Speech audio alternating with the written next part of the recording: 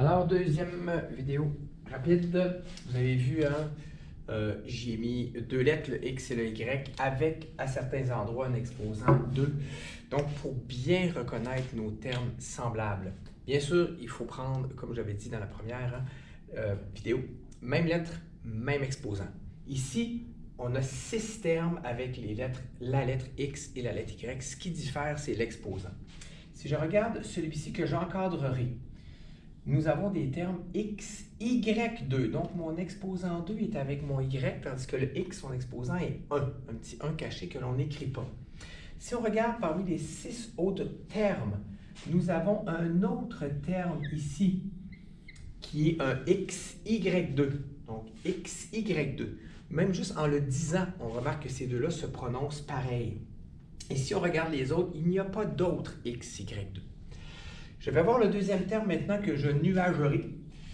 Ici, j'ai des X2Y. Donc, l'exposant 2 maintenant est avec la lettre X et la lettre Y n'a que 1 comme exposant.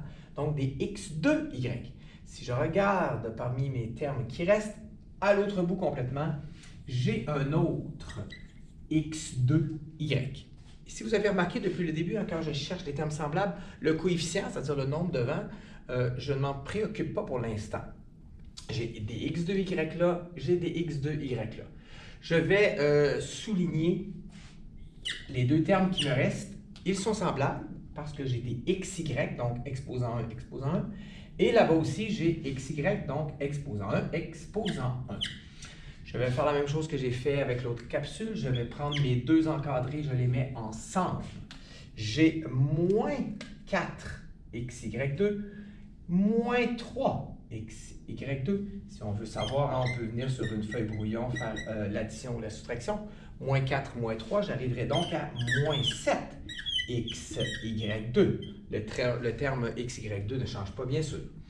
J'ai des X2Y ici avec des X2Y là. J'en ai 3, j'en ai 5. J'en aurai donc moins 2 XY2, X2Y, pardon. Et les deux derniers qui me restent, j'ai des XY ici, des XY là.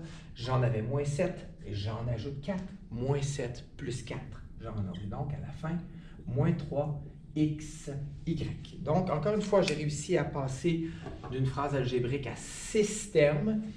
Et finalement, une fois réduit tout ça, j'en ai que 3. Et c'est ça le but, hein, de réduire, c'est de partir de quelque chose qui semble complexe ou long, et j'arrive à quelque chose de beaucoup plus simple. Et ici, on aurait tendance à dire, est-ce que je pourrais tout mettre ça ensemble? Et non, ça c'est des XY2, ce n'est pas semblable à des X2Y, et ce n'est pas semblable à des XY. Donc voilà.